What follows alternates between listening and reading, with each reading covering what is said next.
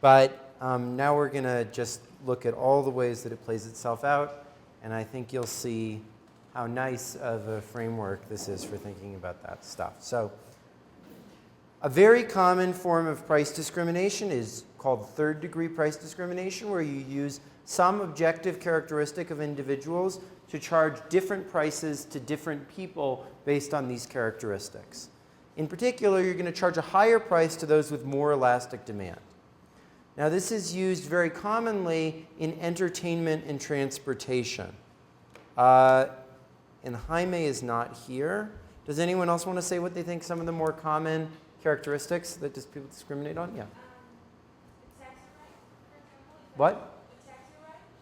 Yeah? If I don't want to use more massive form of transportation, I'm willing to pay more just to be. Well, but that's more second degree. That's different types of offerings for different consumers.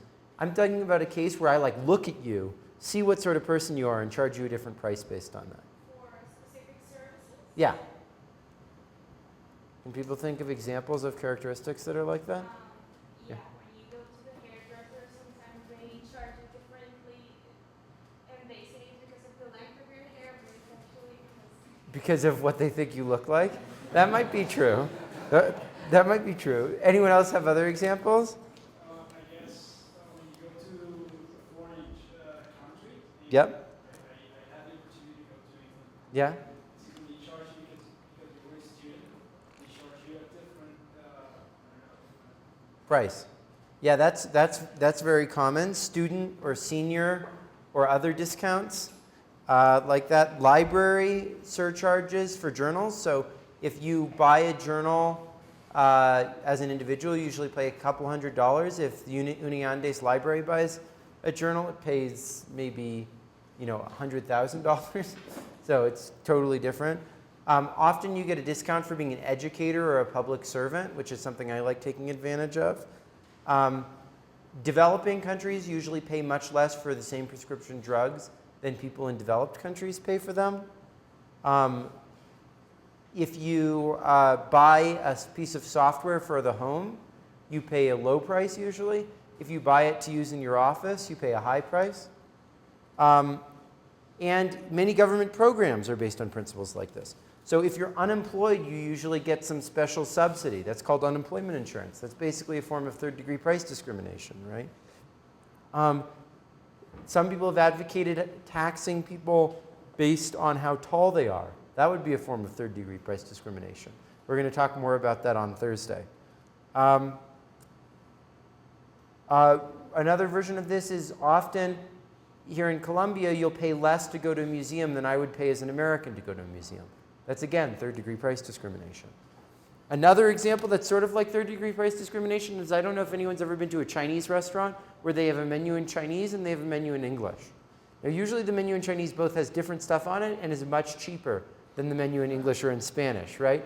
Because they are third-degree price discriminating against people who are native in the country rather than people who can actually read the Chinese menu. I don't know if they do that actually with English menus in restaurants in Bogota. I've never really checked, but that might be true. Okay, now some of these practices can be explained by costs. So for example, you can sometimes electrical utilities charge different prices to people at different times because of how much electricity is being used and what the costs are. Or if you charge for a movie differently during the daytime than during the evening, that's not because of discrimination, that's because the movie theater is more full and therefore they're trying to reduce the crowding, right? Unfortunately, there's way too little of this relative to what you'd think. You really think that as the theater starts to get full, they should really increase the prices. As the restaurant gets full, they should increase the prices on the menu. They don't do that as much as you might think. Sometimes it's cheaper to sell goods in a bundle than it is to sell them separately because you don't have to get as much packaging or whatever. And so it might be cheap. You might sell a bundle cheaper, not because you're trying to discriminate, but because it's actually cheaper to put things together. And some populations are just cheaper to serve than others. So you might for people who are different risks in terms of insurance, for example, like we talked about on Friday, you might charge them different prices. You might charge senior citizens less to watch a movie, not because they are more price sensitive or more likely to go to another theater, but because they're less likely to disrupt other viewers in the theater. And that's internalizing the costs that they impose or don't impose on other viewers. So does someone want to try to define, oh, Eugenio's not here, I don't think. So does anyone else want to try to define what it means for something to be discriminatory rather than just peak load pricing?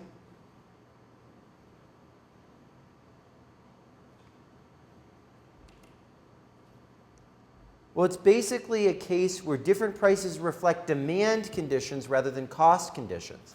It's cases where the Spence distortion applies, right? Where what you're doing is trying to extract from the inframarginal and give to the marginal people rather than just trying to have different costs. And this would never happen in a competitive market. On the other hand, the more competitive a market is, the more likely are these types of variations in pricing. So one type of variation in pricing gets more uncommon in a competitive market. One gets more common. So that's sort of a key difference. So in fact, lack of variation in prices when costs vary is itself discriminatory in a certain sense. So it's not just differences in prices, it's the failure of prices to reflect the costs that underlie them that's discriminatory.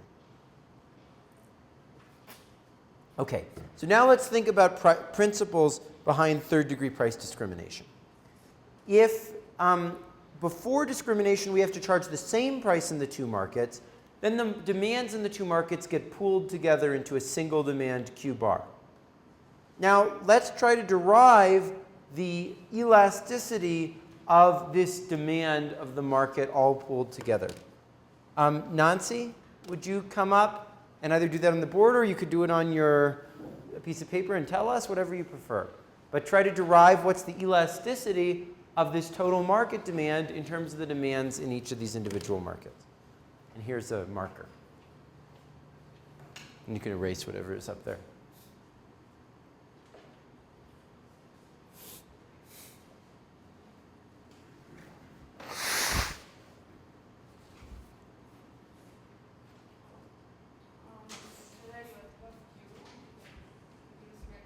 Yeah? Divided by Q, exactly. Yeah?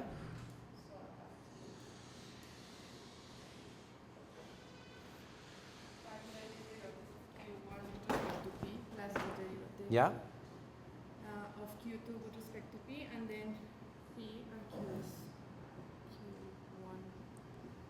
Yeah? Now, how do you get these to be the elasticities there?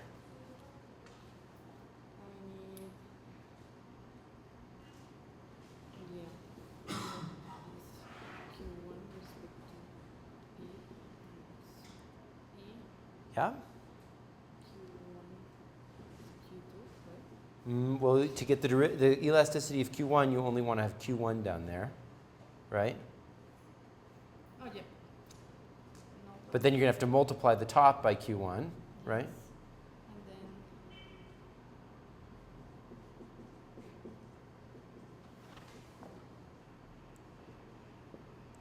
times Q2. And then the whole thing is divided by Q1 plus Q2, right? So this becomes the elasticity of good 1. We can replace that with that. Yeah. here, Q1, like this. Yeah, you could just call it elasticity 1 if you want. Why not just call it elasticity 1? And this is 2. But times Q1 here, times Q2 here, and divided by the sum of the... Very nice. So, what's that? That's the quantity-weighted average elasticity of the two markets, right? So the elasticity of the market as a whole is the quantity-weighted average elasticity of the two markets, right? So the Lerner rule then just applies the price that we charge in both markets is equal to 1 over this quantity weighted average elasticity of the two markets. After discrimination, on the other hand, the price in each market is equal to the inverse elasticity in each market, right? So discrimination is useful to the extent that the elasticities in the markets differ, so that the quantity weighted average elasticity is different than the elasticity in each of the two markets individually, right? So you're going to charge a higher price to the market that is the higher of the two elasticities, and a lower price to the market that is the lower of the two elasticities. Sorry, higher price to the market that is the lower of the two elasticities, lower price to the market that is the higher of the two elasticities. And so we often call the high or strong market the one with the low elasticity, the weak or low market the one with the high elasticity. Okay, so as a result, output and social welfare may either rise or fall, depending on whether price rises more in the high market or falls more in the low market. Now, clearly, profits are going to rise because otherwise the firm wouldn't do this. It could always choose to set the prices the same. And people in the high market are going to be worse off, while people in the low market are going to be better off. But the question is whether overall social welfare will be higher. Yes, Sebastian? Can you repeat that part about the high or strong market and low market? Okay, so the high market is one with the low elasticity of demand, which will get charged a higher price. The low market is the one with the high elasticity of demand, which will get charged a lower price, right? And this, again, is just applying the Spence principle to this context. The market where there's a lot of people who are on the margin will get charged a low price. The one where there's a low number of people on the margin will get charged a high price, right? Okay, so if you end up looking into this, it turns out, whether this is on net beneficial to social welfare or not, you get the result that it could be beneficial, it could be harmful. It all depends on the exact shape of the demand functions in the two markets. Now this I find to be a little bit of a frustrating result, because what do we know about the effects of perfect price discrimination? Can anyone remind me of what the effects? Yeah, go ahead, Oscar. It uses the total, the consumer surplus. Yeah. And basically, you don't have to increase prices so that they can charge everyone. You can charge everyone a specific price. Well, and you always make social surplus higher. You reduce consumer surplus, you get more social surplus, and you increase profits, right? We know that that's true. But we can always get to first-degree price discrimination through a series of third-degree price discriminations, right? Imagine we break the people in the market into two, and we charge them each a different price. Then we take each of those submarkets and break those into two. And eventually we're going to get down to where we're charging every person a different price. So it seems very strange that third-degree price discrimination has totally ambiguous effects, even though we know that eventually it leads to first-degree price discrimination, and we know exactly the effects that first-degree price discrimination has. So it seems that third-degree price discrimination should have much clearer effects. And this suggests that sort of typically the effects of third-degree price discrimination are going to be beneficial. And let me try to give you a simple example of what might be a relatively typical way to slice up a market, which will always have these types of effects. So imagine that we were to take a demand curve, and we were to take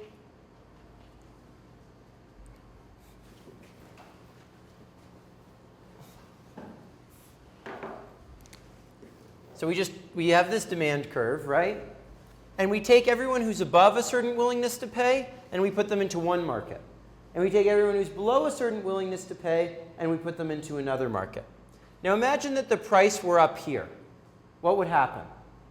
Well, this price wouldn't change, because currently you were only serving these people, so the optimal monopoly price up there would stay the same. These people would get a lower price, because you'd want to serve some of them, right? And that would always improve social welfare, clearly, right? On the other hand, suppose that the optimal price before discrimination were down here, right? Then what price are you going to charge to people in this market? Well, you're going to charge this price right here as long as marginal revenue is declining, because in this market, you already wanted to lower the price down below that, so you're going to charge the price that's the closest as possible to the equilibrium price in the market as a whole. And down here, you're always going to charge a lower price because now you don't have all these inframarginal units to worry about when setting your price. So you'll lower the price in this market. Now that will only increase social welfare because you're going to continue making all the sales you were making in this market. And in this market, you're going to make more sales, right? So that suggests that at least in that relatively simple way of slicing up markets, there's always benefits, social welfare benefits from third-degree price discrimination. So I think that that suggests, though it doesn't show for sure, that while it's true that if you take any random demand curves that you can put together into a market demand curve, they could, in principle, have ambiguous effects, that in most cases, price discrimination will have the same qualitative types of effects that third-degree price discrimination has, that first-degree price discrimination has. Okay.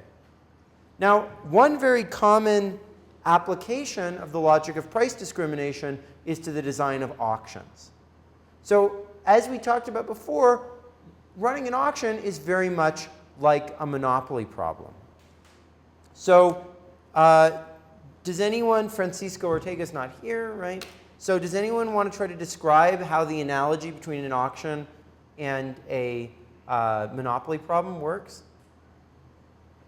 Yeah, go ahead, Roman. When you say how is the price that is higher, Yeah. the probability of sale is going to be lower. Yeah. You can capture more revenues if you sell the good. Yeah, that's right. So it's the same trade-off that a monopoly faces, that is about the trade-off between price and quantity. Exactly. The only difference here, though, when you get down to the details of it, is that the opportunity cost of you selling the good to one person is now going to be determined by how much other people are willing to pay. If I sell it to you, I can't sell it to the other person. And that is reported to people. But other than that, the principles are basically the same. So in particular, let's let capital F of P be the probability of selling to some person at a given price P. That is, what's the chance that their valuation is above that level? So F of P is the chance that their valuation is below that level. 1 minus F of P is the chance that their valuation is above that level. F is the cumulative distribution function of the person's valuation. Then the revenue that you earn is P times 1 minus F of P, right? So what you want to do is, as long as the marginal revenue is declining, you want to award the good to the person who has the highest marginal revenue. Right? Because if you award the good to someone who doesn't have the highest marginal revenue, then there's someone else you could have awarded it to who would have added more to the total revenue that you would have earned. Right? So the marginal revenue is your opportunity cost of selling the good, of giving the good to someone else. If I give the good to one person, then I don't earn the marginal revenue I could have earned on giving the good to the other person. So the English auction is a very simple implementation of this. Everyone bids up to the prices. But in the English auction, everyone is assumed to have the same marginal revenue, because you just give the product to the person who says they value it the most. Now that's not going to be the optimal policy, because if you know that some people have higher demand typically than other people do, they'll have different marginal revenues given a particular valuation that they have, right? So in particular, what should we do if we know that one person has a more elastic demand curve? That is, that 1 minus F of P is more elastic. In other words, that they typically have lower values. How should we try to take advantage of that? Does anyone have any idea? What do we usually do by the logic of third-degree price discrimination when someone has a more elastic demand curve? Yeah, Roman. Yeah, the reserve price for them, right? But remember that when we're in a competitive auction environment, the reserve price for any given person is at least partly determined by what other people are doing, right? So what does it mean to put the reserve price low for one person in an auction environment? What do you think, Roman?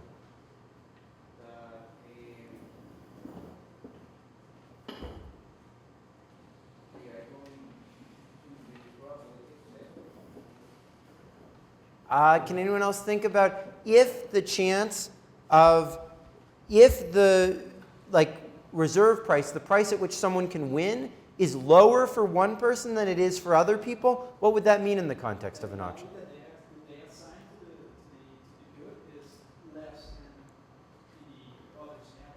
That is, we let them win even when they have a lower value than other people do. Right? That's what it means to set a lower price to that person contingent on other people. If we're discriminating in favor of a person, that means we let them win more often than we let other people win, even at the same value. Right? So, and we do this based on the elasticity of the distribution of values. That is, if one person we know tends to have low values or has a very elastic value distribution, we're going to say that they have a handicap, that they're allowed to win the auction even if they bid less than the other person. If someone has an inelastic distribution of values, if they tend to have high values, we'll actually penalize them.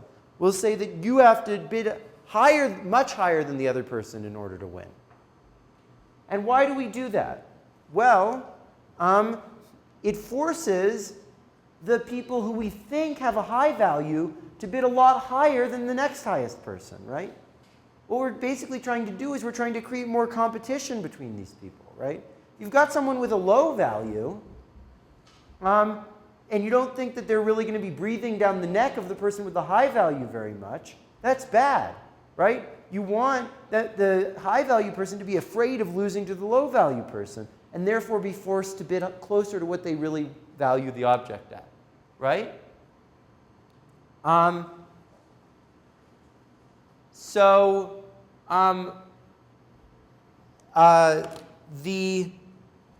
This basically forces the high value bidders to admit that they're high value bidders, and that they would, if they were usually bidding against someone with a low value, they would just try to just beat the person with the low value, right?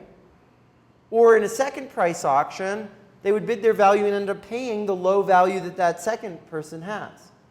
But if we put a handicap on that second person, in a first price auction, they're going to have to bid higher to beat that other person. And in a second price auction, they're going to end up having to pay a higher price because it will be the other person's value plus some amount, right? So by giving preferences to people who tend to have low values or tend to have, more elastic distributions of values, we earn a higher revenue in the auction. And that's a fundamental principle of auction design. If you're trying to raise a lot of revenue from an auction, you penalize people who you think are inframarginal, and you benefit people who you think are marginal, right? And that's just, again, the basic Spence principle, right? We try to redistribute benefits from people who are likely to be marginal, likely to be inframarginal, to people who are likely to be marginal, right? So again, compared to no discrimination, this is going to allow us to lower the reserve for the people who are low-value people, right? If we weren't able to discriminate, we'd have to set an overall high reserve so that we could make sure to get a high price from the high-value people, but that might mean completely excluding the low-value person in the case that he ends up having the highest value. It will cause the high-value bidders to inefficiently win less often, but to pay a higher price when they do win, which is profitable for the firm. Okay. Now, another really interesting case of third-degree price discrimination is criminal justice. So, Becker famously argued that criminal justice is a lot like a monopoly problem. And Anna, why did Becker say that criminal justice is like a monopoly problem? Because there's only one system that gives a price, as I say, the years that the criminal pays.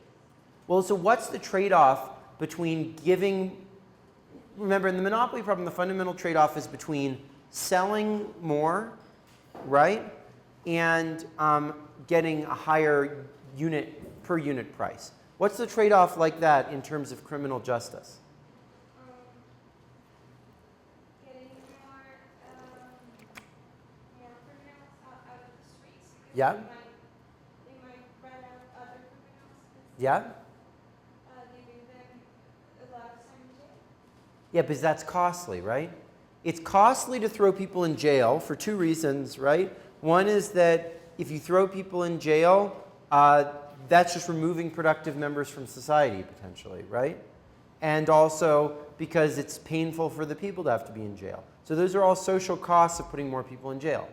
The benefit is that you get to reduce the amount that people want to cause crime, right? You deter people.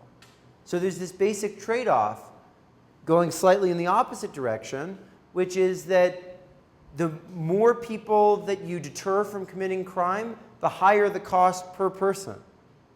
But on the other hand, the less people you deter from crime, the more people are going to be on the streets committing crimes, right? So that is like, and we'll talk more about this tomorrow, is the classic trade-off in determining how much you want to punish people.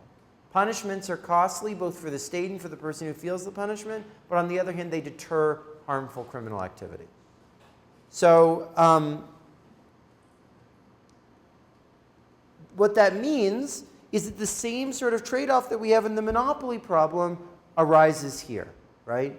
The higher the elasticity that people have, the more they respond to punishment by reducing the amount of crime, the more you want to punish.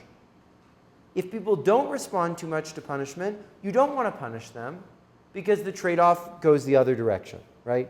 It's very costly, but you don't get much benefit from it, right? So this means that if we know that in different circumstances, people will have different elasticities with respect to the punishment that we give them, we're going to want to punish them differently, just like in the third-degree price discrimination problem. If we know people are very elastic to punishment, we want to punish them a lot. If we know people would have been very inelastic to punishment, we want to punish them very little, right? And therefore, punishment meted out should depend on the elasticities we think that people had at the time when they committed the crime with respect to how much we punish them.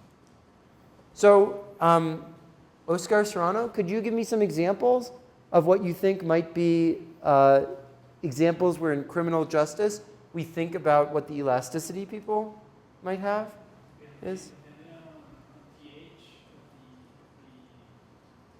Yeah, so what do we do and how does that correspond to this logic? If the person is way too old, Yeah, we'd like to because actually reverse. yeah, If the person is way too young, we would like to punish them too much. yeah. We're losing some productive individuals in society. So Well, but just think about the elasticity. What do you think the elasticity of a young person is with respect to the punishment they get versus an older person? They have more time to spend. so they just don't care about it. I mean, I think most of us think that young people don't really think about the future very much, right? We think that like people who aren't yet adults are probably not that elastic to the punishments they're going to get because they're just not that thoughtful about the future. They don't think about the consequences of their actions, right? So in that sense, the older ones would be like more elastic. Yeah, and so you want to give higher punishments to old people, to people who are adults, lower punishments to people who are teenagers.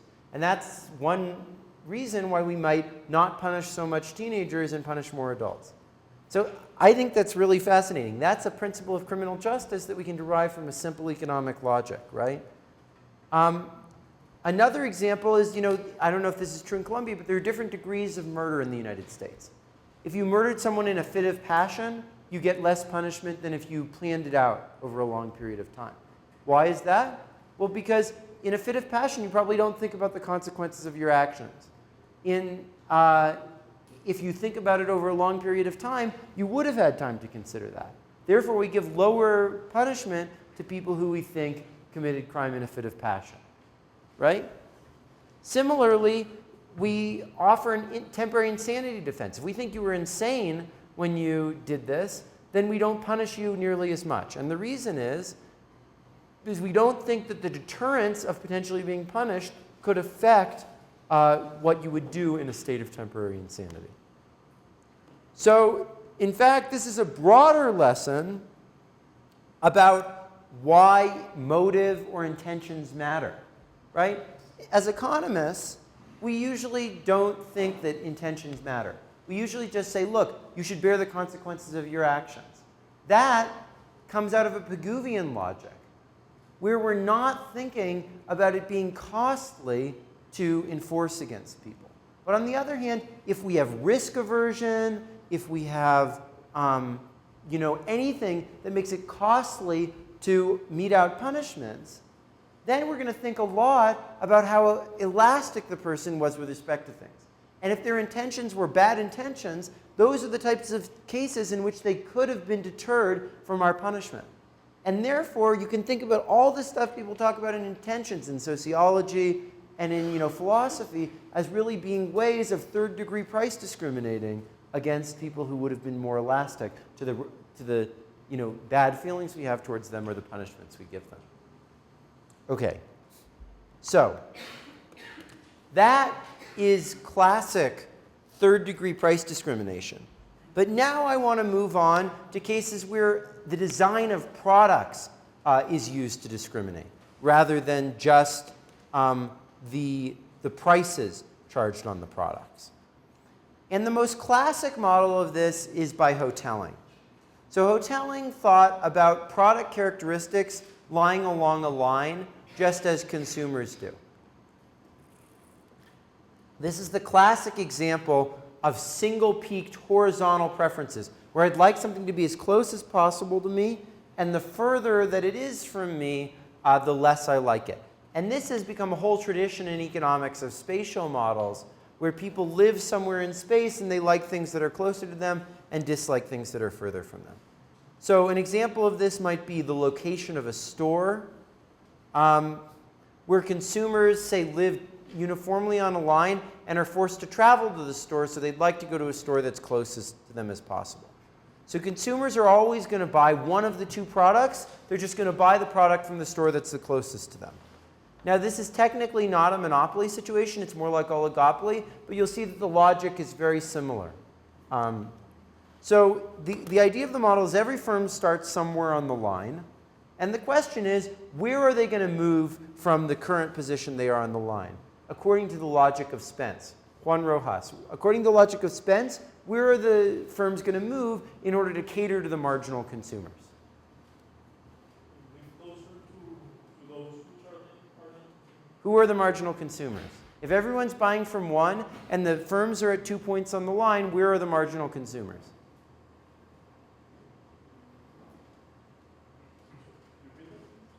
If the two firms are on a line, where are the marginal consumers? Everyone's going to buy from the person who's closest to them. Where are the marginal consumers? In the middle. They're in between the two firms. Everyone who's to the left of firm that's on the left is going to buy from that firm. Everyone who's to the right of the firm on the right is going to buy from that firm. The marginal consumers are the ones who are in the middle, right?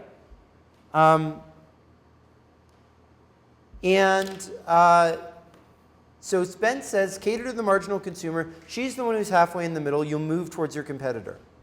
And that holds at every point, right? So these guys are going to have to end up sitting right on top of one another, right? Now, where does the spot where they sit right on top of one another have to be? Does anyone have an idea? Yeah, Juan. In the middle? Why? Because if it's not in the middle, say a bit to the left, Yeah? one of them would like to move a little bit to the right, but then the other one would like to move a little bit to the right. Yeah. Wait till they get to the middle of the... Exactly. Because if the one moves a little bit to the right, well, then he captures everyone who's to the right, and he splits the people who are to the left, but there's more people to the right than people to the left, and so, right, if you're to the left of center. But if you're right at the center, then you're splitting everybody, right? So here's a picture, a very silly picture of the hoteling thing.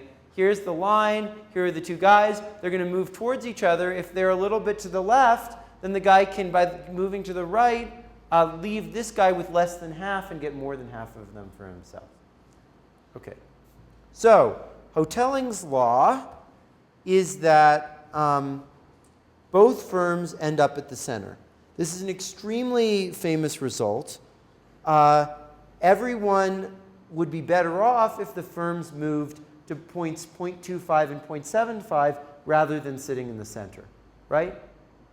Not everyone would be better off, but the overall people are better off because the average distance between people and the firms is much smaller if the firms space themselves out a little bit more, right? But no firm does this on their own. A monopoly might do it, but the firms don't do it on their own. So this is very widely applied and is quite well relevant for thinking about geographic things. But it's not necessarily pointing in the right direction of how things would move even in a geographic setting. And the reason is that it's not necessarily true that every consumer is going to buy from one firm or the other. There could be consumers who buy nothing at all unless the firm is close enough to them, right? So there might not just be these marginal consumers who are switching between the two firms, but also marginal consumers who are thinking about buying a good or not buying a good at all. And also, not every characteristic is horizontal like this. Many characteristics that firms choose are vertical and affect all consumers. And so the real question is whether the switching consumers between the two firms or the exiting consumers are more representative. Here, the switching consumers between the two firms are really unrepresentative. They're the people who are in the middle. And much more representative of the average consumer from C is someone who's really close to where C is, not someone who's in the middle.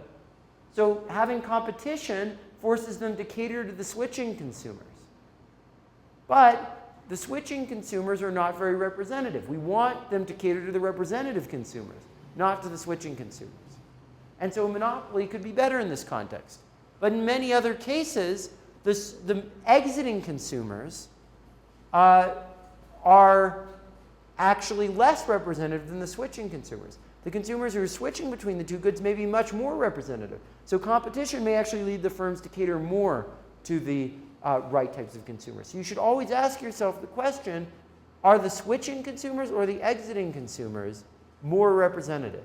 Competition will be beneficial if the switching consumers are more representative. Competition is going to be harmful for these Spence reasons if the exiting consumers are more representative. Okay, so this hoteling model, I think, provides an interesting and useful baseline for us to think about things. But anytime you look at a model like this that's more specific, you should always think in the back of your mind, okay, this is being driven by the fact that these are the marginal consumers in this model. But in reality, who do I think the marginal consumers really are? And who is more representative of the average consumer? Which group of marginal consumers? That's always the thing should be back in the back of your mind, and we'll go through some examples of that.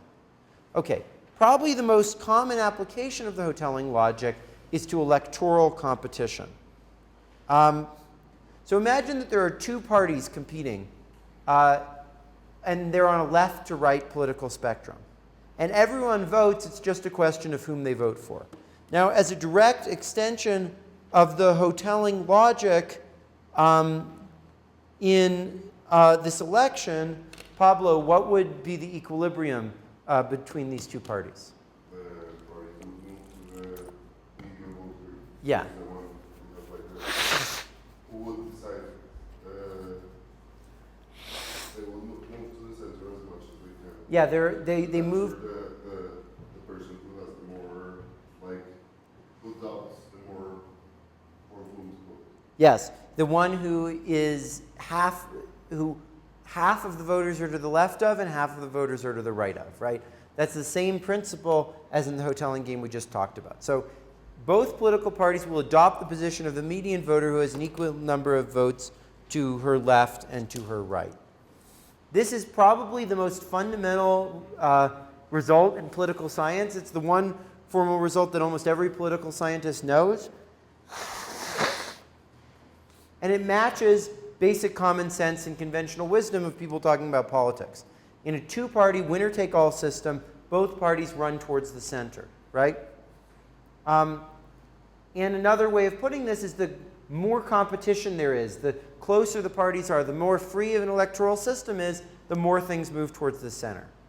One dominant party if one party is really dominant, it may be able to favor the positions of its side and not have to run towards the center. If they're competing more intensely, they'll move towards the center. Now, this is very simplified, but there's a much more general principle lying behind it, which is basically the Spencean principle. Eugenio is not here, right? Does anyone else want to point out some important things that are missing from the median voter model? Yeah, what do you think, Juan? For the median order, you need to have one-dimensional decisions. Yeah? Usually, politics, you have to have like a lot of dimensions in which the candidates have to make some decisions. Yeah, that's a very good point. And the voters' views are in one dimension too. Oscar, what? I was going to say that, what if no one, what if some people don't vote? Yeah, so that's another big issue, right? So not the positions and the voters' views are in multi-dimensions. Some people care about security. Some people care about economic issues. Some people care about social issues. That's many dimensions, right? And not everyone votes, right? You have to actually work hard to make sure that your voters turn out. Now, I don't know if it's in Colombia it's illegal not to vote. In some Latin American countries, you're legally required to vote. But in many countries, you're not legally required to vote. And a big issue is getting people to turn out to vote. So Spence's logic immediately shows us how to extend the analysis of the Hotelling median voter logic here. So we care about the swing voters, not just about the median voter, right? Because in multiple dimensions, there will be lots of different types of swing voters. And Oscar Quiroga, could you, maybe in the context of Colombia or the US or wherever else, tell me some different types of swing voters? What do you mean? I don't understand what you mean. So these are people, a swing voter is someone who's like not sure about who they're going to vote for, right? And in the median voter model, there's just one person in the middle of the political spectrum who's the swing voter. But can you point out to me like some very different types of people who are swing voters, either in Colombia or the United States or any country you want? Well, what I understood is Yeah. that if you want someone that don't know for which candidate, Yeah. then he eventually will decide that at the end. Yeah. I mean, 2 days Yeah. before the voting. So I think a swing voter will be someone like people who let the vote. I mean, you can buy their votes, giving them some things. So that's one type of swing voter, is someone who just doesn't care at all and will let someone buy. But I mean, describe to me two different people, two very different types of people who might be swing voters in Colombia or anywhere else. Gabrielle, did you want to? I see. Yeah. The problem comes from the definition of the market, because they say you only have two types of left, right, and center. Yeah. And that's not true. No, I agree. That's what we just said. You said in the first Yeah. definition. So we call them here the CISOs, yeah, who don't have a real right or left definition. They just vote for something that they think that will be good for a different reason. Yeah. We vote because we're going to get paid on Sure. corruption. We vote because we think he's a cute guy, some ladies do that, Yeah. or guys vote because he's a cute girl. And so there's no way of defining that. Does anyone else want to continue? Oscar? What about the poor? That perhaps those are the easiest people, easiest persons to buy Yeah. You just go to their houses and you say, vote for me, and I offer you something. I guess that's related to swing voters, that they don't have any specific or any. Yeah, and maybe they don't care that much about the left versus the right or the polo versus anyone else because they're not getting any social benefits anyway from either side. What do you think, Nancy? I was just thinking about people that like or don't like government spending money on the war, like in the US or in Colombia that spending money to fight against the guerrillas. Yeah. In the US spending so much money in Iraq or Afghanistan against like spending Yeah. money in social security or something. Yeah. Something like that. Because swing voters are like people who are very, I don't know, have Against. position about that, and voters are just they don't care about this. Yeah. What do you think, Danielle? Here is sensible centrist. Well, I was going to talk about that. Those are U.S. standard U.S. terms. But It's funny here because there's just a new party called the Pure Center I see. by another leader, so it's Yeah, go ahead, Danielle. Swing voters, like, your preferences are not tied necessarily to Yeah. the election. Maybe here in Colombia, Yeah. in the sense that your preferences are tied to the candidate, not to the party they are representing on that Yeah. specific election. So, I don't know, if you like candidate A and he's from party B,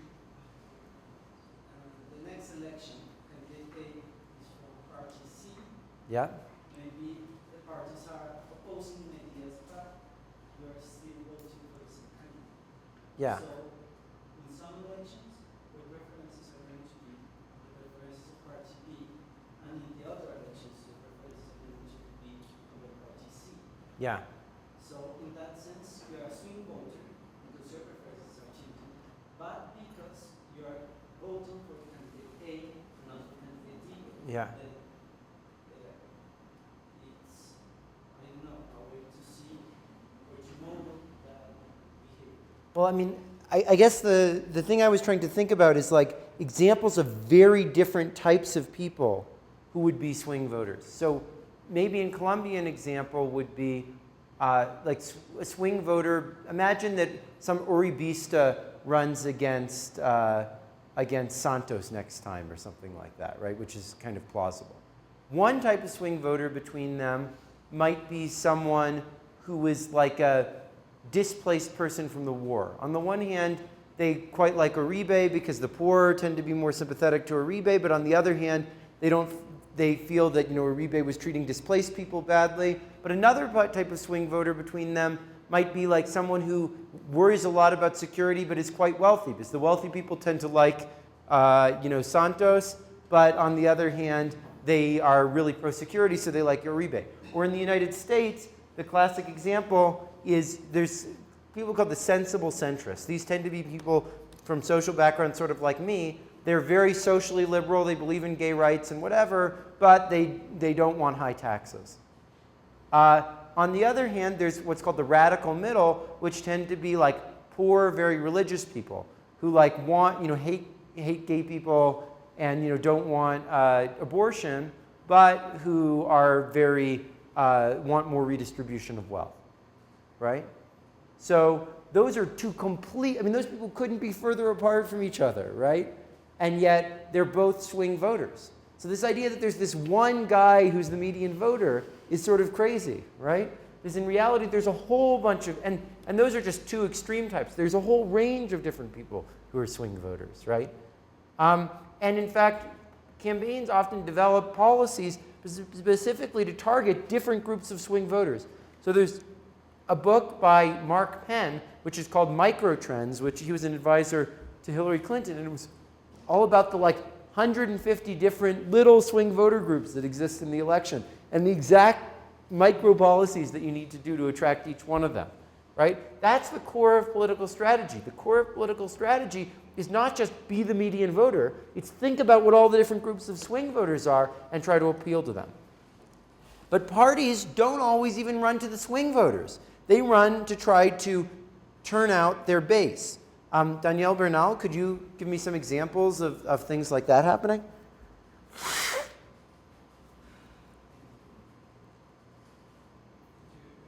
What is an example of a politician taking a position not to try to attract the swing voters, but try to make sure that their core supporters actually turn out to vote? People get the security. People send, well, before we Yeah. when this central idea came to the political grounds, the security was the most important thing. Yeah. So in these new elections happening, Santos won the next moment because of that. He promised security and keep this, and Marcos tried to focus on other things. And you think that the swing voters didn't care so much about security, but it was more that it got all the Uribistas to show up to vote. That's similar in the United States. So in 2004, it was very famous. Bush, rather than running towards the center during the election, actually ran to the right of where he had been previously and started taking very strong position on religious issues. And all the evangelicals came out and voted for him. And that's how he beat Kerry. So he didn't run towards the center. He ran towards his base to try to get them to turn out to vote. And that's a big debate you often hear in the United States, is whether you should really run towards the center or whether you want to make sure that your core constituents turn out to vote, and that's more important. So much of political science is actually an application of these basic Spence principles in the broader sense rather than just thinking about the median voter. Okay. Now, Jenskow and Shapiro wrote a very beautiful paper using these principles to study media slant. So they looked at local monopoly newspapers around the United States that were arranged on a left-right dimension. And how did they figure out where they were on the left-right dimension? Did anyone read the paper? Yeah, Juan. They use the kind of condoms they use. For instance, they say that Republicans tend to use more on the global war on terror, and Yeah. Democrats tend to use more on the war on Iraq. Yeah, There's a lot of subtle differences between the same concept, but using different language. exactly.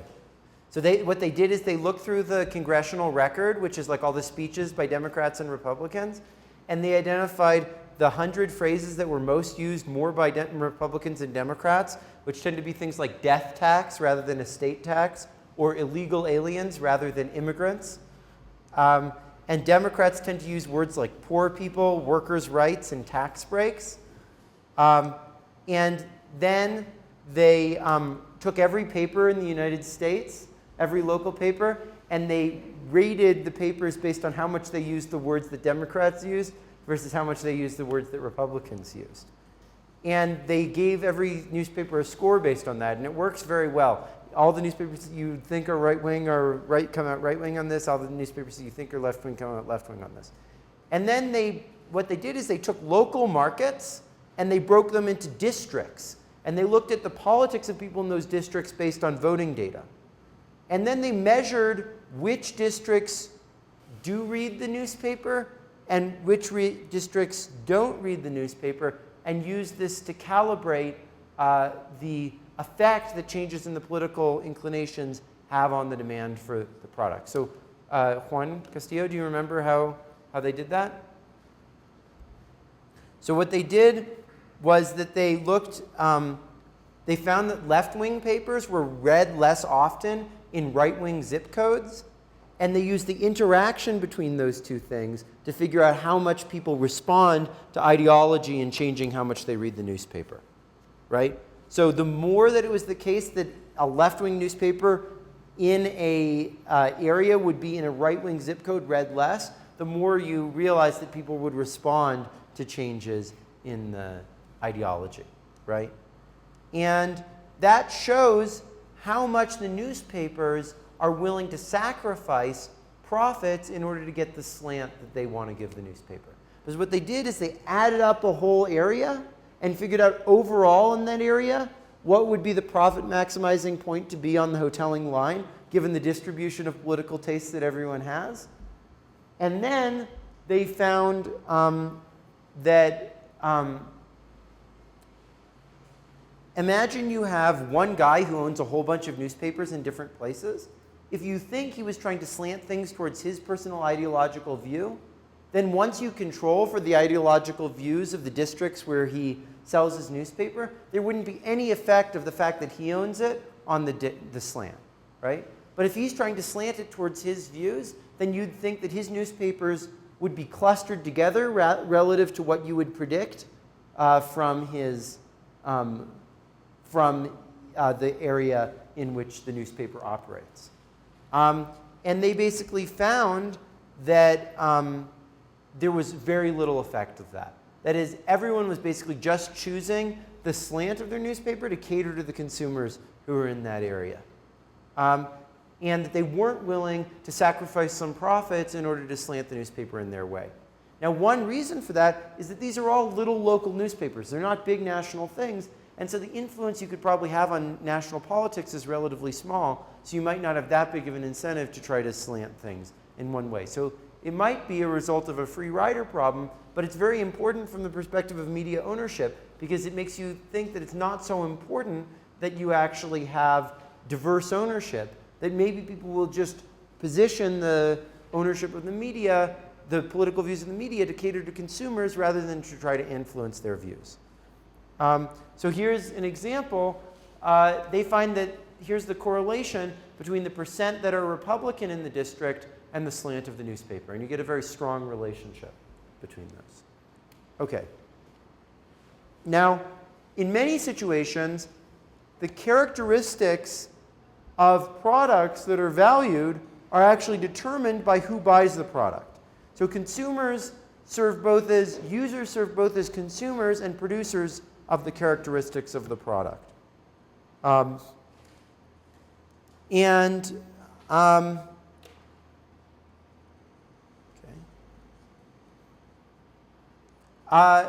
We will therefore refer to them rather than as consumers or producers by the term users.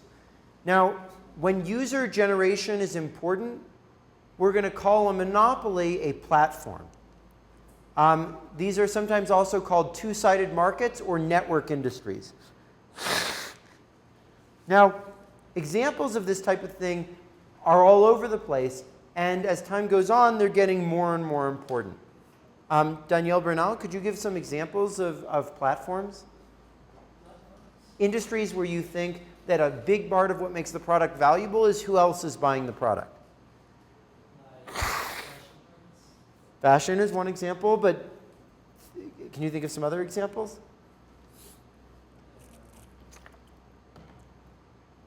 Oh, don't look down.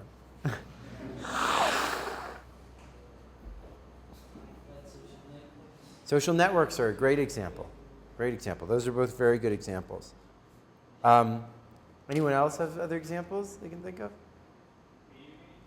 Video games? Yeah, because you play video games with other people. And also because if you're a video game platform, you need people to make games for the video game platform in order for it to be valuable for people to buy the video game platform, right?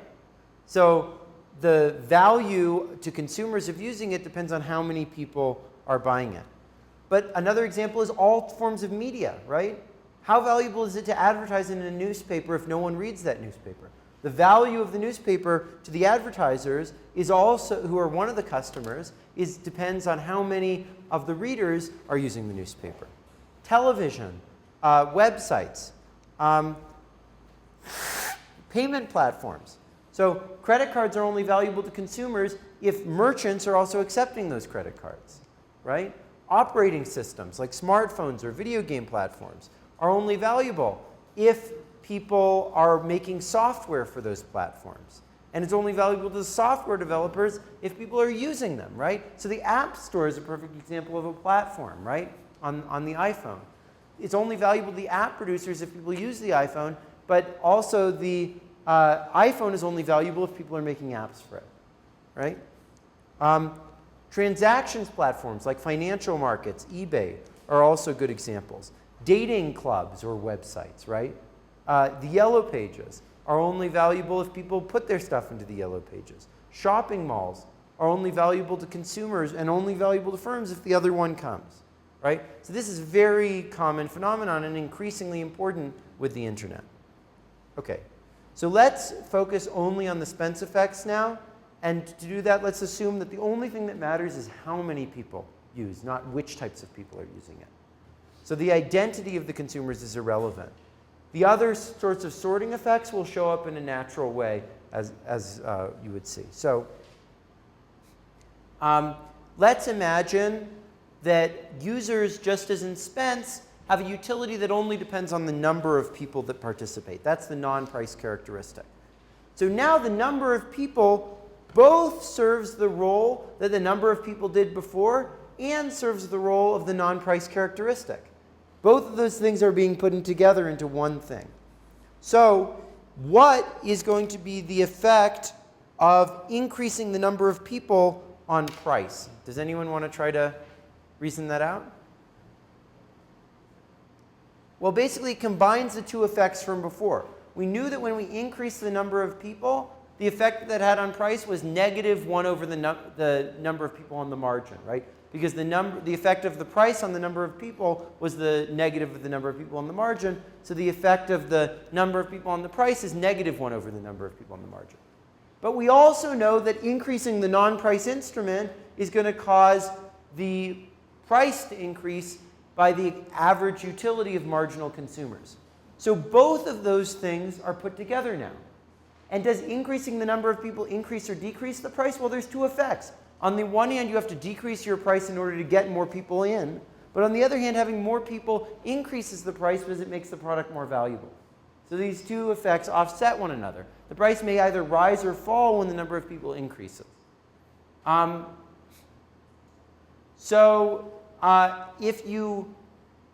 There's a problem set that's among the ones that you're going to look at that deals with the fact that these two things get traded off. And what this says is that even if you can't even if you're sold out of all your goods, you might still not raise the price. Because if you raise the price, that might actually decrease the number of people and lead your thing to collapse. So that might be one reason why restaurants are always sold out, is they actually try to keep their price low in order to make sure they're sold out, because that's what makes everyone want to go to the restaurant.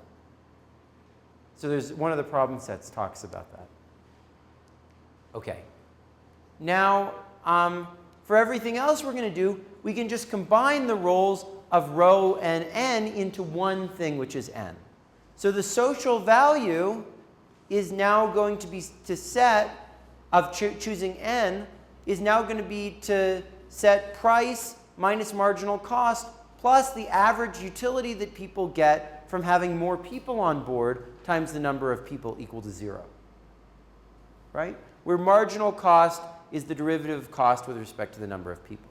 On the other hand, the private firm is going to distort that by the Cournot distortion, the number of people over the number of marginal people, and the Spence distortion. So they'll care about the marginal consumers rather than the average consumer's willingness to pay for having more people on board. So the socially optimal formula is just going to set, Omar is not here, is he? No. Is going to be to set price equal to marginal cost minus the average externality that people bring to the average consumer. The average marginal utility of the average consumer times the number of consumers. Monopoly will distort this in two ways.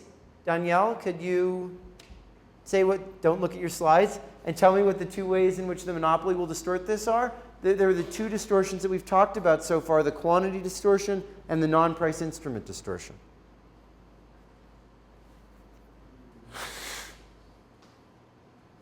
Will be the distortion with the marginal consumers?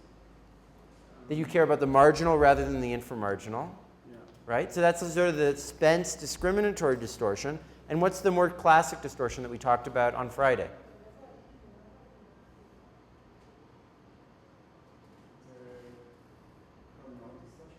Yeah, it's the fact that the marginal revenue is below the price.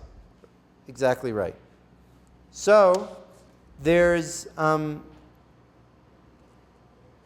there's now two distortions that are coming together, right? There's the fact that there's the marginal surplus from Friday, right? So you don't take into account the marginal surplus, but you also internalize the utility of the marginal rather than the inframarginal consumers. So in a platform, the price discriminatory motive, the Spence motive, and the overall reduction in quantity motive are both there fighting against each other. But just as in Spence, the discriminatory motive can go in either way, right? So think about a newspaper. In a newspaper, the marginal readers of the newspaper are like a fancy, really good newspaper, like the New York Times. Those people probably dislike advertising less than people like me who are inframarginal readers of the New York Times. I really don't like advertising. I find it really annoying. But a marginal reader of the New York Times might not mind it. In that case, the Spence distortion would actually lead to too much advertising, because they're not internalizing how much I, the inframarginal consumer, dislike the advertising. On the other hand, for credit cards, right, you might think that the people who love having their credit cards value having more merchants to be able to use that credit card at much more than a marginal person who doesn't really care whether they use credit card or cash. So in that case, there will be too few people who accept credit cards, according to the Spence distortion. In the first case, the fact that there's actually too much advertising offsets the fact that there's a market power distortion leading to too little advertising. In the credit cards case, they reinforce each other and each make each other more severe. Okay. So far I've been talking about a case where there was only one group of consumers. However, in most cases, there are different, distinct groups of consumers. These are usually called sides of the market. So you label them by sides A, B, C, etc. And these can be readers and advertisers, card holders and card acceptors, like we were just talking about. Now, there's a little bit more notation in deriving, but the basic intuition is the same. So, Danielle, what would be the socially optimal? Imagine we have all these different groups of consumers. What would be the socially optimal level to set prices to each group at? You have to sum up the distortion. Well, there's no distortion. This is the socially optimal level, right? So price would be equal to marginal cost minus what? The externality cost of. Exactly, the sum over all the other sides of the externality cost, right? Price is equal to marginal cost plus minus the sum over all the sides of how much utility they get from having one more person on this side, right?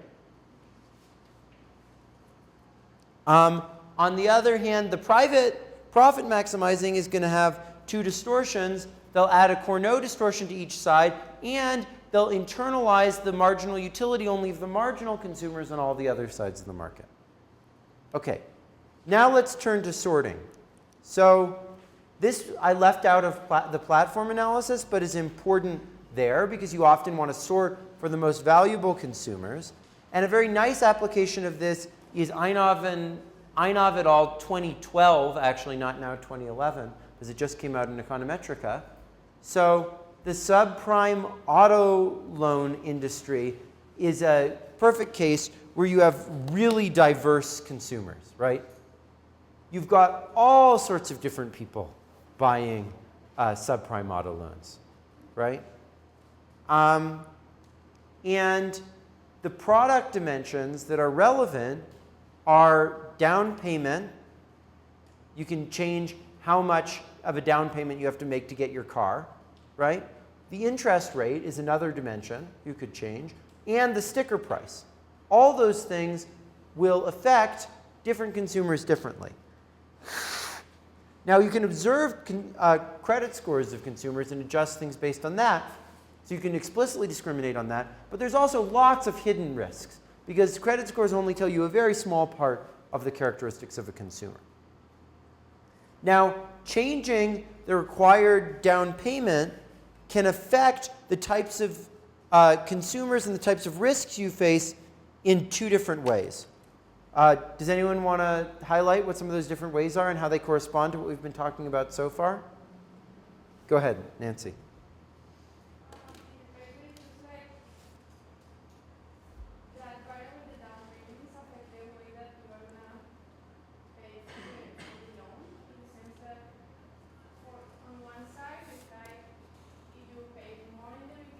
Yeah.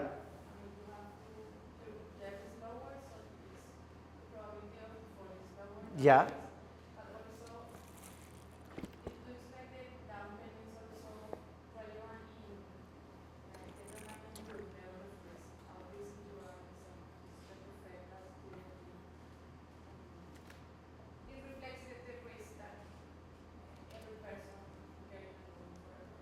Yeah, that's right. So you reduce the chance of default directly by making them pay more on down payment. That's sort of like the Musa-Rosen effect. It's like even conditional on you getting the loan, you're less likely to default if I make you make a bigger down payment, right? But on the other hand, people who are unwilling to make the down payment are also people who are likely to be problematic in other ways and therefore are more likely to default in the future, right? So that's the sorting effect. So INOV et al. Measure this looking at variations in the down payment requirement. And they find, interestingly, that actually over some range, even holding fixed the number of people who buy your product, increasing the sticker price, the total amount that the person has to pay, can be counterproductive. Because it ends up translating into debt and makes it more likely that they default. But it also is that people who aren't planning to pay back the loan don't care how much the sticker price is. They'll get bigger debt, but they don't care. They don't care. They're going to default anyways, right? And so here's what they find. So as you increase the minimum down payment, that reduces the probability of sale, right? Because not as many people are able to buy. But it reduces the probability to default so much that you might want to really reduce increase the down payments by a significant amount, even though the total amount that allegedly you get is not that great, because the probability of default declines so much because both of the moral hazard effects and because of the selection effects. Both because of the Musa-Rosen stuff we talked about and because of the sorting. Now, this sort of heterogeneous contribution sorting effect has lots of other applications. One example would be the media slant thing we just talked about. You don't just choose your slant in order to maximize the number of people who read your newspaper. You want to get people who are going to be really valuable to advertisers. So you want to slant your paper towards the tastes of the rich, because the rich are going to be the people the advertisers value reaching the most. Another example is telenovelas or soap operas in the United States. Why did they become called soap operas in the United States? Because they were meant to sell soap to women who were supposed to control the budget of the house.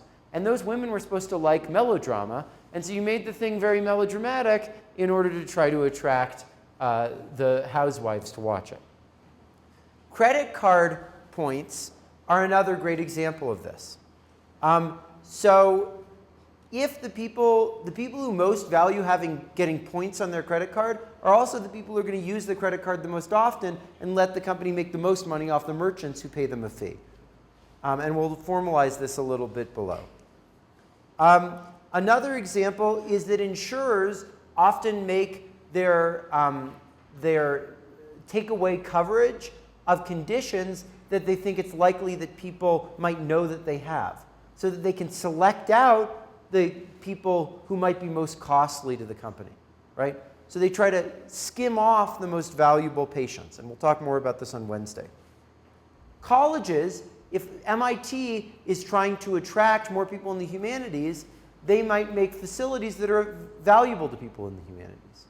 Or they might try to have many more attractive athletes to try to attract academics who want to be around those people, right? Goldman Sachs often makes it like hell to work for them during the first years that you're there. They make you work like 80, 90 hours a week to try to screen out people who they don't think are so committed to the company that they'll want to work those types of hours.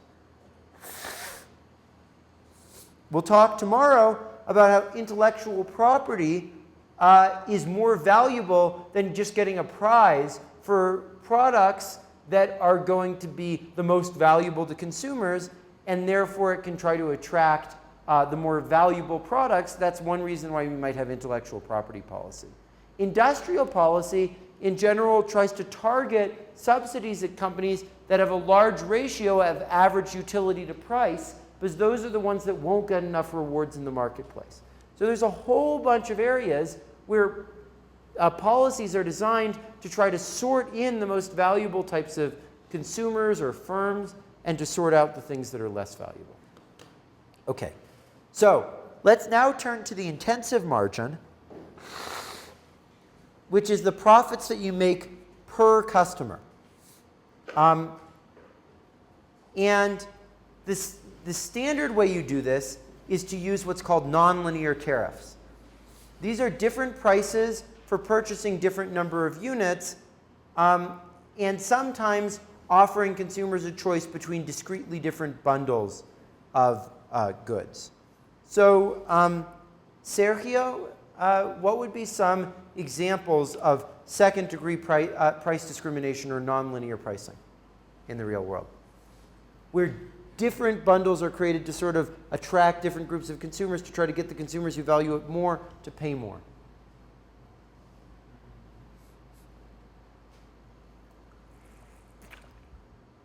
I'm not sure, but for example, there's some mobile company here that has different plans that create your own plan. Yeah. And play internet and things like that. It's not like you have to buy, for example, to buy an iPhone, you have to stick with this iPhone plan of buy a something around and make your plan basically only consists of internet access and no minutes at all or something different. Yeah. Because of values. Yeah, those are some good examples. Another one is bulk discount in consumer goods. So like often you can get a discount if you buy a bunch of stuff at the same time. Another example are punch cards for loyal customers. So I don't know if you go back to some place very often, you'll often get one of these things where they punch the card or they stamp the card and then you get a free thing after a while. The New York Times gives the first 20 articles free and then you have to pay after that. Pricing of the cloud, services for doing computing in the cloud are another example of that. Income taxes are another good example. The rates that you pay depend on your level of income. So the goal is to self-select consumers into the right price. The income tax has higher rates at the top because they want to charge a lot to the rich people, right? So the idea is that, for example, if you don't mind having your card and carrying it around all the place and keeping track of it, they want to give you a lower price, right? Or if you buy things in bulk, then you don't mind storing a bunch of stuff and cluttering up your house, so they want to give you a lower price then, right? So they're trying to implicitly figure out what type of a person you are based on your purchasing behavior. Probably my favorite example of this, I don't know if anyone read about this, is that Target realized that there are certain types of goods that pregnant people buy, and that pregnant women are very impressionable because there's chemicals going on and whatever. So if you buy the goods that pregnant people, pregnant women tend to buy, they'll give you huge discounts because they want you to buy a lot from their store when you're pregnant, because if you do, you'll think well of their store for the rest of your life and buy stuff there. That's what they found. So a really interesting thing happened with this, which is that these pregnant, there was these women coming to the store and buying all this stuff that the pregnant women bought. And they identified them as pregnant. And they started sending them ads based on the fact that they thought they were pregnant. So there was this father who was getting in the mail for his daughter a bunch of advertisements for baby stuff and whatever. And he wrote this incredibly angry letter to Target. And he said, how could you be encouraging my daughter to go out and have sex? She's 15 years old, yada, yada, yada. 2 weeks later, the daughter told the father that she was pregnant. And the father wrote an apology back to Target. So Target knew better than the father did that the daughter was pregnant. Okay. I am going to skip over. Okay, I'm going to skip to here. So one specific form that price discrimination often takes is that you can try to bundle goods or charge for goods in such a way that you eliminate all of the distortion. And the way that you do that is by, for example, imagine that there were two pieces of software, Excel and Word. And people have different values for Excel, and they have different values for Word. Business people like Excel better, students like Word better, right? But if your value for the two products together is always the same, then you can eliminate the monopoly distortion. If you sell the two of them together at the same price that everyone always has, then you get to a very concave demand curve again. Right? You have the same, everyone has the same value, you can charge them that full value. That offers a way, by putting the two products together, to basically perfectly price discriminate. Another form is a two-part tariff. So you could charge an upfront fee for coming to Disneyland, and then charge a very low price for each ride. Why would you do that? Because maybe people have different values for different rides, but their total value for coming to Disneyland is always the same. And so that's called an efficient two-part tariff. And that is often a principle behind a lot of things. So I don't know if anyone uses Rhapsody. But Rhapsody is a music service where you pay a monthly subscription and then you get all the music you want. But people may have different value for different pieces of music, but if they have the same value for the whole set of music services, then you can get rid of all the distortion of having to pay for each additional piece of music by having people pay upfront for the whole service. And then once you extract all that value up front, you don't have to distort the amount of music that people buy. Okay, so I want to try to formalize some of these ideas. I'm going to skip over this Musa, Rosen, Wilson and go directly to the model, the more general model that I want to discuss, because this may be related to your exam. So suppose that individuals now are going to buy a certain quantity of a good. And what they're going to pay is a fixed price to buy the good plus a little price for every unit that they buy, right? Now,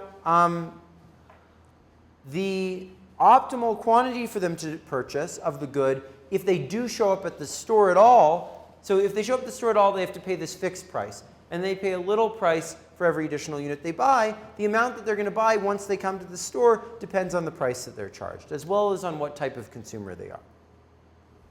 And the value that they get from purchases is going to be the integral of the quantity that they buy over all the prices that are above the current price. Right? That's the standard formula for demand from the envelope theorem. Right? So they'll come to the store at all if the total amount of value they get exceeds the price that they pay. Right? Now, I'm not going to focus on the socially optimal things or on the profit maximizing total price that you pay, or entry price that you pay, because those are just like the things we've discussed before. I want to now derive the optimal linear part of the price you pay per unit, from the logic of our model earlier. Right? Okay. So each one of these terms is going to correspond to one thing we talked before. So first, you have the Spence distortion. Right? That says that you want to try to extract value to the extent that there's a difference between the marginal and inframarginal consumers, right? And what's the value that a marginal and an inframarginal consumer gets from an increase in the linear part of the price? Well, when the linear part of the price increases, that leads to a reduction in your utility, which is exactly equal to the quantity that you're purchasing, right? Because the more that you're buying, the less that you like having a high price per unit, right? And by the envelope theorem, that's exactly equal. The reduction in utility from an increase in the linear price is exactly equal to the quantity that you're purchasing. So the Spence effect is that to the extent that there's a difference between the amount that the inframarginal and marginal people are purchasing, the more you're going to want to charge a higher linear price. Because that's the way that you extract value from the people who are inframarginal. However, you're going to be disciplined by the Musa-Rosen effect, which is going to be that if you charge a higher price, that'll reduce the amount people buy. And how much do you value the amount people buy? Well, the markup that you charge on the inframarginal units. Imagine that there's a cost C of every unit that you sell. But also, there's going to be a sorting effect, right? Which is the covariance between the marginal utility of additional quantity and the value that people bring, right? So if you think of the set of all marginal people, the more that you charge them, the less they're going to be attracted to come. And who's going to be most unattracted to come when you increase the linear part of the price? The people who are buying a lot if they choose to come to your store, right? So it's going to be the covariance between the marginal utility they get, disutility they get from a little bit higher linear price, and the amount of value they contribute. And the amount of value they contributed, again, is the markup that you're earning on each unit times the quantity. So this is the sense in which the sorting effect is going to discipline your ability to charge a higher price. Because the people who are going to be most unattracted to come are going to be the people who are buying the most. And they're also the most valuable people. And the size of that effect is the covariance between that marginal utility, which is exactly equal to the quantity that they're buying, and the quantity they're buying, which is the value they bring. So that's the negative of the variance of the quantity conditional on being a marginal consumer, right? So we can make this agree with the concepts we've been talking about above by defining two elasticities. The first is the quantity-weighted extensive elasticity. This is if you increase the price for coming to the store, what fraction of the units exit the market? What fraction of the quantity that people are purchasing leaves your store? And then you can also have an average quantity-weighted intensive elasticity. This is what's the quantity-weighted average of the percentage by which people reduce the amount they're purchasing when you increase the linear price by 1%. That gives you this formula. So your learner markup on your on your linear price is going to be equal to this Spence term up here, 1 minus the ratio of the marginal to the inframarginal people's purchases, divided by this average intensive elasticity, plus the average extensive elasticity times this variance of the quantity that people are buying. So a bunch of the intuitions from above can be expressed through this formula. So first, imagine that we're in the case where the people who are marginal and the people who are inframarginal have the same preferences. We're in the case like Disneyland where everybody's getting the same value, right? Then this term here is going to be equal to 1, and there will be no distortion. Your price will be exactly equal to cost. But to the extent that the Spence distortion exists, that the inframarginal people differ from the marginal, you're going to want to raise this price, right? Okay. On the other hand, if the people who are buying, who are marginal, are already not buying any of the product, if the only people who are exiting the market are the people who are already buying nothing, then this term here is going to be 0. You'll get a 1 up here. And also in that case, there will be no variance along the marginal consumers. And so your price is exactly equal to the inverse intensive elasticity, which is just the basic learner markup formula on the marginal units that we talked about before. So, but what's left out of both of those analyses is this sorting effect, which is also going to discipline how high of a price you're going to charge. To the extent that there's heterogeneity along the set of marginal consumers, you're not going to want to charge too high of a price, because you'll selectively drive away the most valuable consumers. Okay? That's today. Thanks.